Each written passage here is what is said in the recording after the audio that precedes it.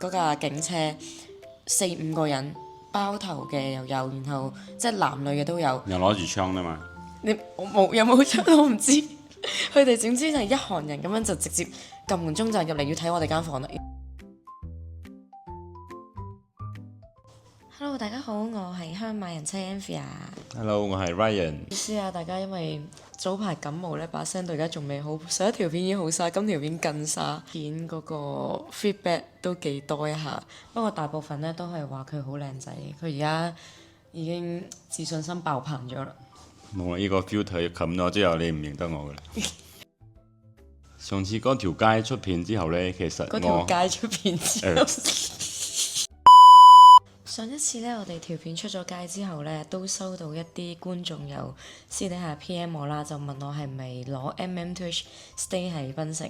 咁其實呢，一開頭呢，我已經喺我個 YouTube channel 頭一條片就有介紹過，其實我係攞結婚 spouse visa 留喺度嘅。不過呢，我諗大多數人呢，認知移居過嚟檳城，可能係結婚或者係 MM2H 係咪？MM2H 嚟講就都好方便嘅，但係第二個方法就好似你咁結婚，求其揾一個男仔嫁過嚟咁啊。係啊係啊，求其揾過嚟嘅。諗翻起呢，我哋早喺7年前，我哋做呢個結婚 spouse visa 嘅時候係真係好麻煩，兼且係勁多困難咁樣過嚟。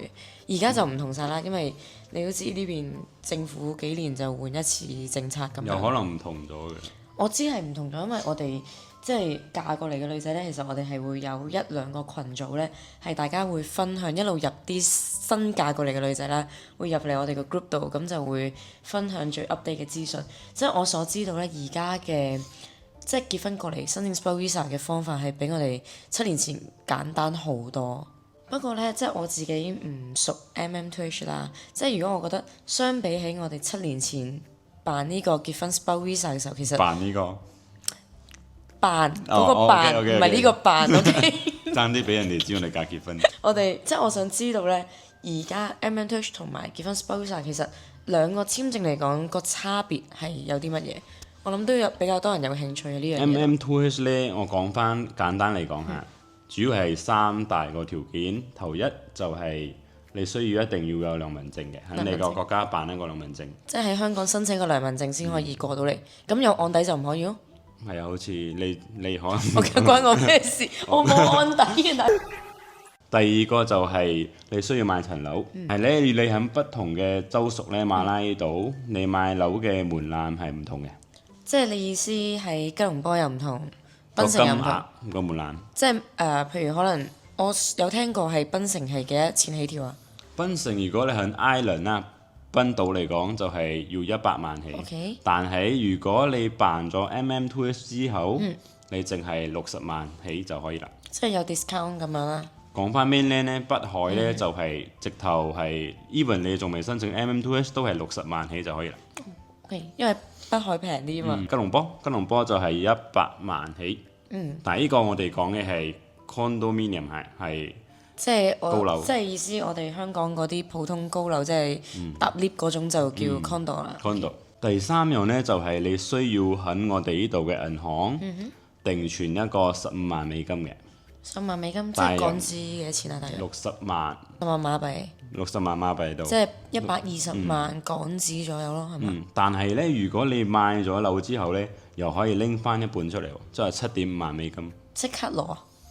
需要做啲手續，我哋公司會幫你做申請，然後攞翻出嚟。咁即係其實要綁嘅話，都係講緊綁60萬港紙咯，係咪咁講？可以咁講。如果你買咗層樓嚟講，哇，咁已經好大差別啦！我哋如果嗰陣時做結婚 visa 嘅時候啦，我哋唔需要申請良民證，唔需要買樓，亦都唔需要綁庫存，我哋係需要揾個老公就 OK 啦。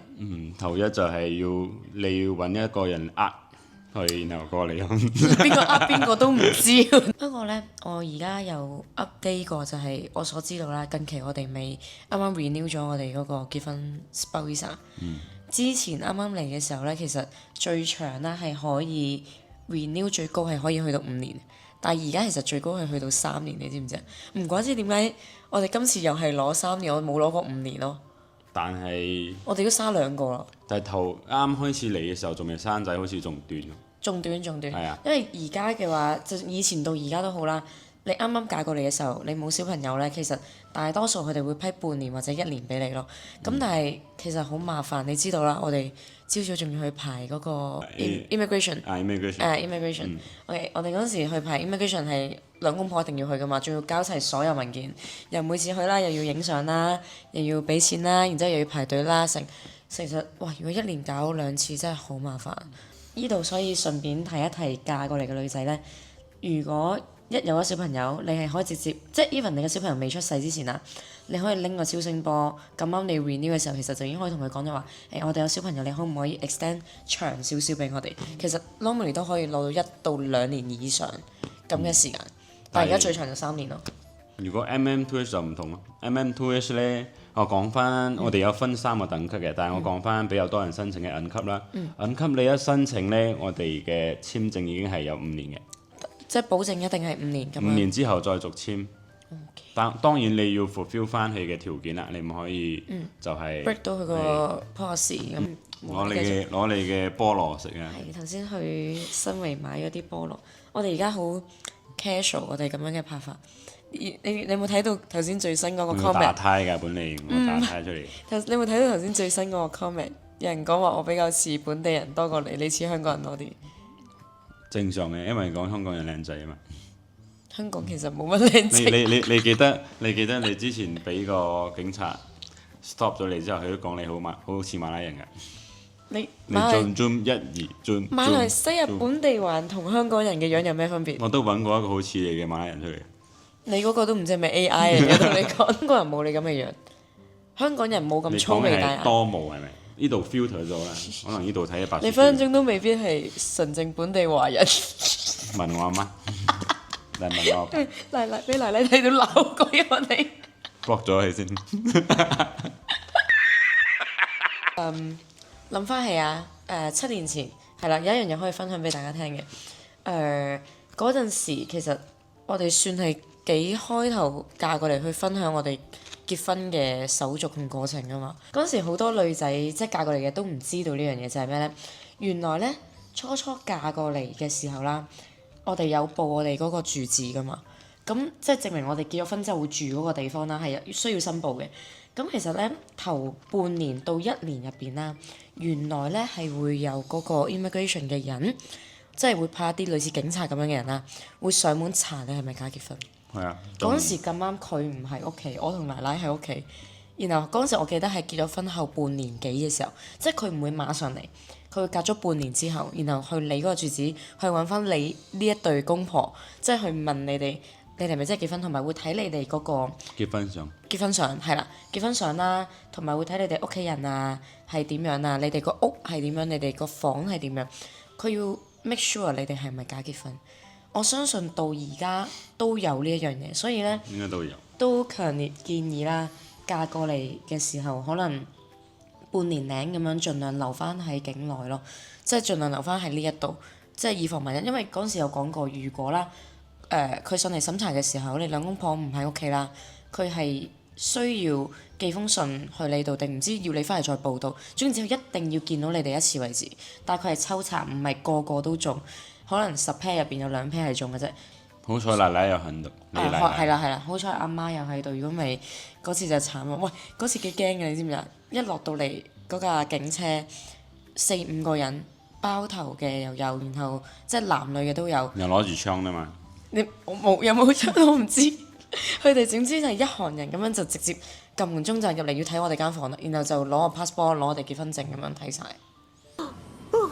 M2H 都係有注意翻啲嘢，但係唔係好似你頭先咁講嘅就警察過嚟拉啦。即係唔係審查嗰啲嘢。係，但係佢係要注意翻就係，如果你唔到50歲呢，你申請就係需要你每1年喺馬拉居留一個90日嘅限制，一定要90日，超過。Okay，但係佢嘅計法呢就有啲唔同啦，就係你嘅好似當係老公、老婆、仔仔。但係一定係要 MM2H 嘅申請者嘅家屬。第一日就當3日咯。一日就係當3個人就乘3。講住先，我未吞。你掠出嚟先啦，不如。要俾錢㗎，我哋假結婚㗎喂。所以就正嘅位就係 M2H 申請正嘅位，你啲 term 就好笑。 MM2H，唔係 MM2H，你申請 M2H 你係可以帶你阿爸阿媽過嚟，even 你老婆嘅阿爸阿媽都可以帶嚟，仲有你嘅仔仔女女都可以嚟，但係你嘅孫唔得啊，我嘅兄弟姊妹唔得，唔得。明白。咁結婚就少啲啦，結婚就係可以一個人啫嘛，除非我同你有小朋友，一早喺香港有小朋友都可以咁樣帶過嚟咯。我哋結婚之後生嘅仔一定係馬來人㗎嘛，咁如果我同你結婚之前我生咗個仔，咁關我咩事啊？咁你叫佢申請 M2H 過嚟，唔知係喎，呢個真係唔知我。係啊。但係頭先你講到話有即係主申請人、副申請人，咁但係副申請人加入嚟，佢哋唔係免費入嘅，即係要俾可以加入嚟，但係唔係免費，有收費。哦，有收費，即係要俾錢咁樣加入嚟嘅。嗯。而家 MM2H 嚟嘅大多數都係申請成個 family 啊，咁佢哋即係如果小朋友好似我哋咁樣嘅 generation 過嚟嘅話，咁佢哋小朋友讀書係咪一定只可以讀國際學校，唔可以華校係咪啊？唔可以國際學校啫。反而申請結婚過嚟嘅係慳啲錢，即係佢哋 MM2H 一定要讀國際學校嘛，咁國際學校都要即係每個月一定有一啲支出啦，一定比較貴噶嘛。但係我哋係唔同，就係結婚過嚟，我哋嘅小朋友喺度一生落嚟就已經係大馬嘅合法居民，然後可以享受呢度嘅福利，所以我哋嘅仔仔女女全部係可以直接入呢度嘅華校。但係人 MM2H 係有 planning 噶嘛，你呢個揾唔揾到老公係咪唔知嘅喎？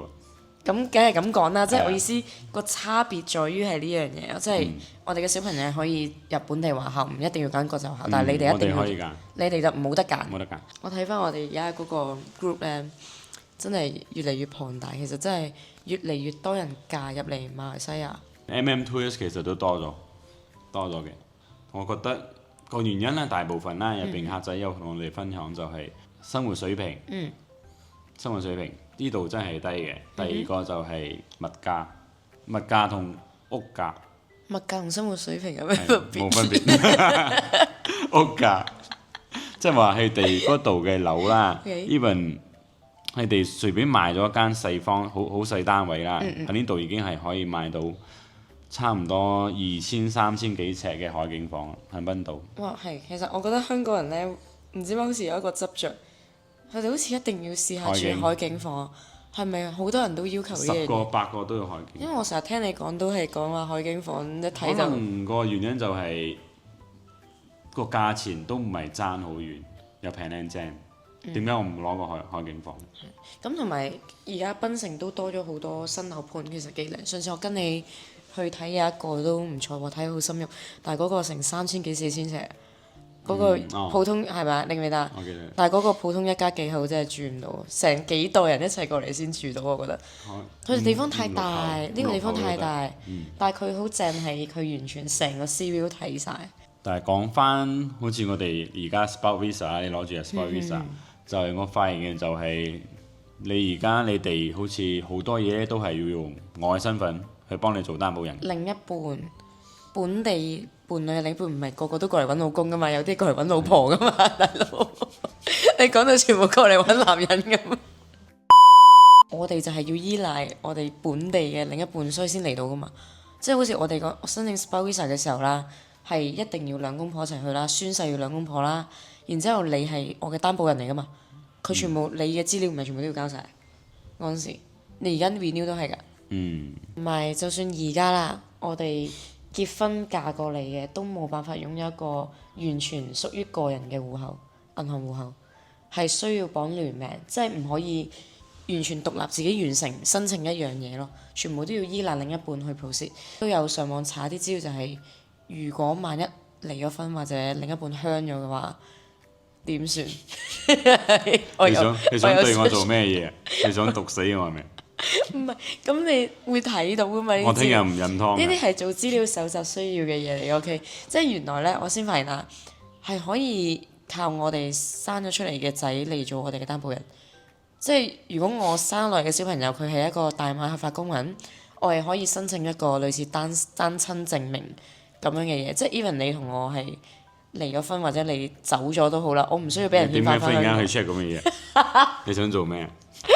我係做資料搜集你。唔使咁麻煩，你申請 M2 咪算咯。關於呢個就係你嘅身份，你而家都可以申請 M2 嘅，係啊，我係可以但係轉去，你要二揀一嗰個 visa，唔可以 hold 兩個 visa。即係唔可以又攞 spouse visa，唔可以又攞 M2。近呢係咪1年前宣布就係話香港人可以 stay 喺度90日？我記得係1年前啦。 1年前唔知哇！如果7年前都係咁就好啊，真係。以前你每次過嚟一個月唔到你就要飛翻去啦。仲要係佢限你，即係佢限你1個月，正常係30日啊嘛。但係其實原來係唔可以準30日嗰日出境咯，即係佢係要你28日或者27日嘅時候，你已經要離開呢個馬來西亞。都唔順便咧喺呢條片都可以提一提大家，因為近排啦都仲係有一啲啱啱結婚過嚟嘅人係問同一個問題，即係講緊就係話，我已經同我嘅大馬嘅另一半喺大馬完成咗結婚註冊啦。咁其實我今程過嚟呢係要攞嗰個 spouse visa，但係因為如果你一日未攞到 spouse visa，佢哋係講到明，你係一定要攞來回機票。即係你香港嘅時候已經會 check 你，你去馬來西亞點解你冇買回程機票？呢一個啊，嗰時我哋都有中過係咪？有。但係其實呢，係真係嘅。你如果嗰一程你係過嚟入境係為咗直接攞 spouse visa 直接定居喺度，你係唔需要買回程機票，你只需要買單程機票，你就可以直接入嚟大馬入邊直接落同佢講話，我今次嚟我係攞 spouse visa 係直接 stay 喺馬來西亞。咁當然啦，安全起見呢，嗰陣時有個人教我一個方法嘅就係、你揾你大馬嘅另一半嘅伴侶，幫你寫一封馬拉信 A4 紙又好咩都好啦，總言之寫咗封，你帶喺個身度。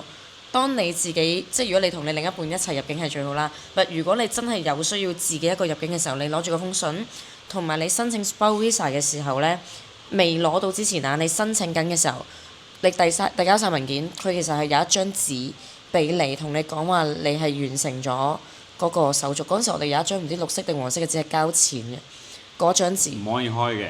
唔係，唔可以開嗰個係申請緊註冊，你唔記得晒。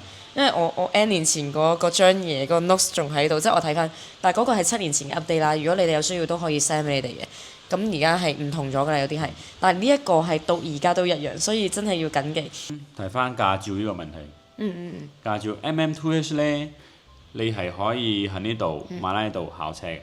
外國人可以喺度考車，考車攞呢度嘅駕但係我照。知道個價錢同本地人考係唔同，係香港貴好多。唔係淨係香港外國人，我哋統稱外國人。係。外國人即係唔係睇你咩國籍啊？總言之，你唔係本地人，你考車牌嗰個費用係會比本地人貴幾百蚊嘅。因為我嫁過嚟之後，第一樣嘢做就係即刻考車牌，我喺度考嘅，同埋大家都唔使話太擔心，因為呢一邊考車牌咧係可以用英文考嘅。但係如果咧你係喺香港本來已經有駕駛執照啦，係唔可以換過嚟馬來西亞。呢一個就係我啱啱先知嘅啫。我成日以為咧你甩咗個 P 牌，可能隔幾年就可以。咁問翻你啦，如果以你而家咁嘅身份，你有得揀嘅話啦，你會想用 MM2S 而家嘅身份申請過嚟啊，定係 spouse visa 嘅過嚟？結婚 spouse visa。哇！如果兩者嚟講，我覺得最緊要係睇我屋企人。即係我父母想唔想過埋嚟？攞結婚 spouse visa 係啦，結婚 spouse visa 父母唔嚟得，上一代唔嚟得。但係如果 MM2H 佢哋可以嚟，更何況如果佢哋真係有心要嚟啊，喺我個情況係覺得你 MM2H 前期嗰個成本其實都幾大，所以點解係比較多？我覺得係比較多退休嘅人先嚟到。我嘅睇法啦，我覺得係咁嘅。你買層樓係屬於你嘅，你自住都好，投資都好，係屬於你噶嘛。然後你嘅定存嘅錢15萬美金，可以拎翻一半出嚟喎。然後入邊都可以攞利息咧做 FD fixed deposit 嚟噶嘛，所以都係屬於你嘅。但係你要明白。第三個就係你嘅申請費，講翻銀級比較多人申請嘅4萬蚊馬幣，你就可以攞到個簽證喎。 Baby，唔係個個90後咁容易儲到呢一筆錢喺香港。90後你係咪忘記咗呢樣嘢？你而家講緊呢個都要講緊閒閒地係百幾萬嘅事，唔係咁容易可以退休攞到。人士係比較容易，所以我就係咁講啦。如果我有得揀嘅話，我父母都想過嚟，或者我哋全家人一齊合力積到呢一嚿錢，咁就有得諗，你明唔明啊？即係如果唔係嘅話，其實係好難咯，係有一個負擔喺度嘅。仲有就係第二樣嘢，我覺得都好緊要嘅，就係關於個安全感問題。即係而家我哋係嚟咗呢度7年啊嘛，我係嚟咗呢度7年啦。咁其實我哋續簽個次數係已經差唔多5到6次。其實我可以咁講啊，冇乜安全感，因為一來啦，唔好講個感情個穩定度，我真係講認真嘅，唔好講個感情問題。喂，點知有一日你會唔會唔想幫我 renew？我又頭痛嘅，你明唔明？然後第二樣嘢係會有一個考慮就係話，唉，你今次會簽幾多俾我？佢係有一個唔穩定性喺度，我覺得呢個係一個安全感問題。冇100%嘅嘢。係啦，冇100%，我哋嘅嘢仲係浮動緊嘅。但係當然啦，佢唔會話，喂，有一日話全部嫁過嚟嘅都要翻去，冇可能啊！冇可能，一定冇可能啊！呢個希望有嘅話都唔錯嘅可能。但我知道你講個 M&H 一定攞5年噶嘛。even 下我講你而家申請啦，而家申請 M2H，但係呢，如果5年後換咗政府都好，但係你係行舊制嘅，佢跟住而家 policy。總言之，我行呢一個制度就以後 renew 都行呢個制度。可能我換咗政府個政策 M2H 變咗啦，但係你都係行翻你呢個 policy，你呢個舊制。咁你嗰個穩定性就會比穩定性高啲咯。好多咯。關於 visa 嘅差別，其實仲有勁多 visa 我哋都未有辦法睇到，只不過我哋稍為比較熟悉嘅係結婚 visa 同埋 M&H，所以我哋就可以 compare 下佢兩個嘅差別係在於乜嘢。但其實我哋結婚 visa 嫁過嚟嘅女仔，呢個福利都唔係話到好多，即係我自己覺得啦。基本嘅嘢都其實都有㗎啦，有辦法可以拎到嘅，就係有啲可能要用我做擔保人啊，你又可以考車啊。